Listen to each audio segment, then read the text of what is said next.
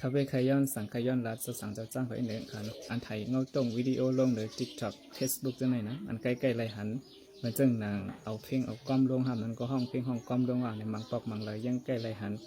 มันจึงหนังกาจอมเตียนจอมจังไหนในโกป้าเนาะอันนี้มันถึงดีเป็นค่ะนะมันจะเป็นการย่าเสลนาตาอาจีสิงนะศาสนาพุทธพระเป็นเจ้าค่ะนะเข้ามาอยู่ในศาสนาพุทธพระเป็นเจ้าในเพราะว่าเขามาเยื่นใดในก็อย่าไปถ่ายลงจึงนั้นนะอย่าไปเอาลงจึงนั้นมันก่อนดีมันเฮ็ดให้จีเสียงดุเนาะเองศาสนาพุทธพระเป็นเจ้าดุเฮ็ดสมณะเฮ็ดพิกขุระหันในความย้อนตามมาเป็นมุนเจ้ามุนจ้างนั้นตามนั้นก็ตามมาเป็นเจ้าสางนั้นมัน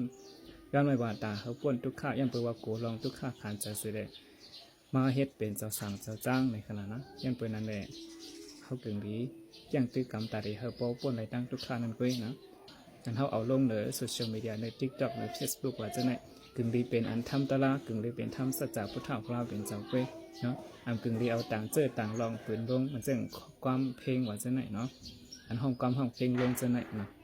วันนั้นเลยเขาอันกันเฮเวเลยเสียกรรมกันนะเย่าก็มันพิสินข้อหมาย7ในสิน10นั่นอยู่ค่ะนะนัจจากีตาวัติตาวิสุกะเวรามณีสิกขาปดังสมาธิยามีนะในสังเลคาเฟ่มาลาดานไหนมันกับไก่คาเฟ่หนังเก่าหน้าที่เต้งเต้ไก่กามันกับไก่ศาสนาพุทธพระเป็นเจ้ายังเปิดคาเฟ่ก็เป็นลูกน้องพุทธพระเป็นเจ้าสุเจ้าก็เป็นลูกน้องพุทธพระเป็นเจ้ามาเหตุอยู่ในศาสนาพุทธพระเป็นเจ้าในเดีย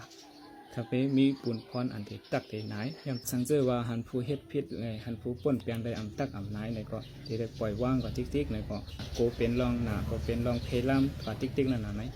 เป็นเปิดอะไรคาเฟ่ใครย้อนตกตักในเว้ยเนาะคาเฟ่หูคาเฟ่หมอหนาย่อห้าในที่ก่อนใจก่อนนะคาเฟ่ได้คาเฟ่ก็ตึกเป็นผู้เล็บเห็นตึกเป็นผู้ศึกษาอยู่ในศาสนาพุทธพระเป็นเจ้าไว้นะคาเฟ่ก่อนใจว่าเป็นผู้มีศีลมาอันนั้นเก่าจังก็เจอว่าหันผู้ป้นเปลี่ยนหันผู้เฮ็ดพิษเลยตรงตักกันเหมือนจึงหนังตะเปหันสลาเฮ็ดพิษก่อนตะเปตักสลาหันตะเปเฮ็ดพิษก่อนสลาต้งตักอันปันสติในเด้อันนั้นเตยิงแค้นเตเฟลามเตตื้อกับน้ำติ๊กเสลองลีในเตตื้อน้ำก่อนติ๊กเลยเตเฮ็ดให้โลกะคงกลางลงในอยู่หยาบมากขานใจมากนะยังเป็นนั้นเลยลองอันเมียนจอมหนังทำสัจจะพุทธพระเป็นเจ้านั่นไหนเข้าเกินดีต้งกันดีตักกันเนาะเจอเขาเป็นลูกน้องพุทธพระเป็นเจ้าเหมือนกันนะการนั้นเขาขับมาเฮ็ดพิกุมาเฮ็ดอาหารมาเฮ็ดเจ้าสั่งเจ้าจ้างเลยนะว่าห้องย่างตื้อกำไรจอมขอสั่งสอนพุทธพระเป็นเจ้าวินัยพุทธพระเป็นเจ้าไหนเตอันนั้นได้เฮ็ดให้เขาจำตั้งมองอะไรจำอะไรหรือเสียก้นหวานก้นเมืองที่เตกันนะเตหนาเพราะว่าเขาหนาจัดปานเขาที่เตกัน